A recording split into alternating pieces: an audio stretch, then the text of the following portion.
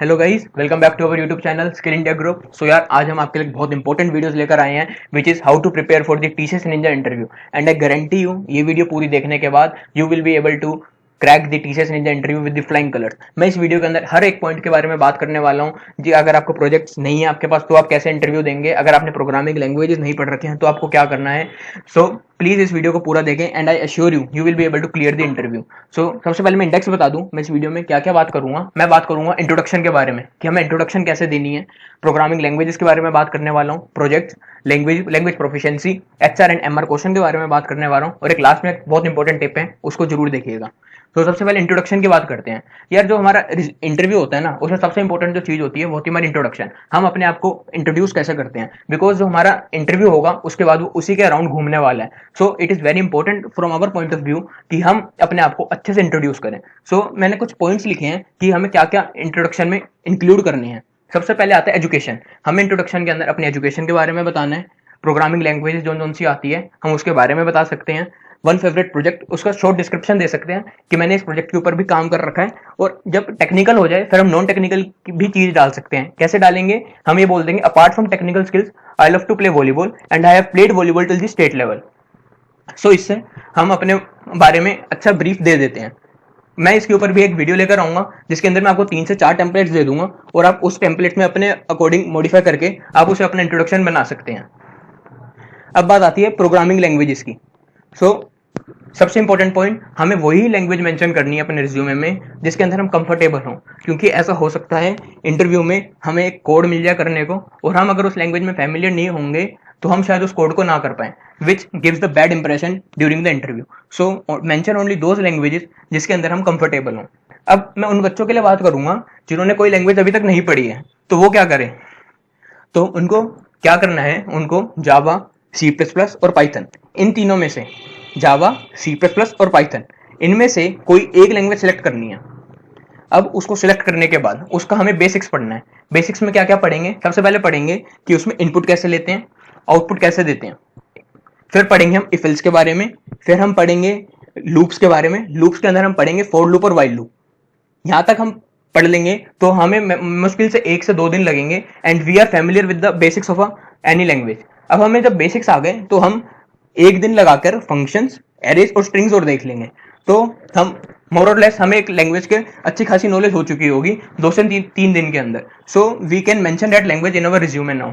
अब हमें क्या करना है, जब तक हमारा इंटरव्यू नहीं आता हम थोड़ा बहुत ऊप्स के बारे में पढ़ सकते हैं।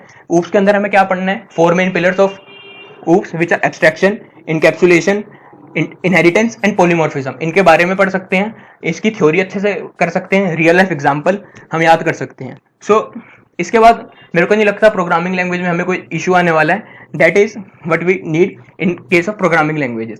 अब हम आगे मूव करते हैं प्रोजेक्ट्स के बारे में।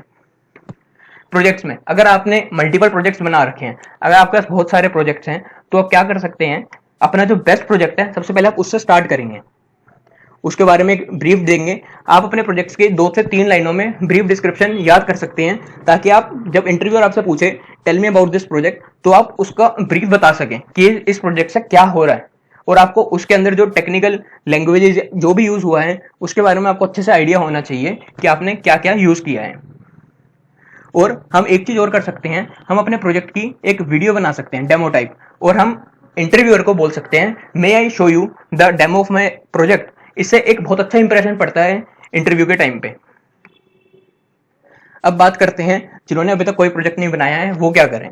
तो यार, अगर आपने अभी तक कोई प्रोजेक्ट नहीं बना रखा है तो आप क्या कर सकते हैं, आप यूट्यूब पर या गिटहब पर जाएंगे और वहां से जो सी आपको लैंग्वेज आती है उससे रिलेटेड कोई भी एक प्रोजेक्ट उठा लेंगे और आप उसको पूरा अच्छे से समझ के अपने कंप्यूटर के अंदर, अपने लैपटॉप के अंदर उसे इंप्लीमेंट करेंगे, तो आपके पास भी एक प्रोजेक्ट तैयार हो जाएगा और आप उसे अपने रिज्यूमे में मेंशन कर सकते हैं।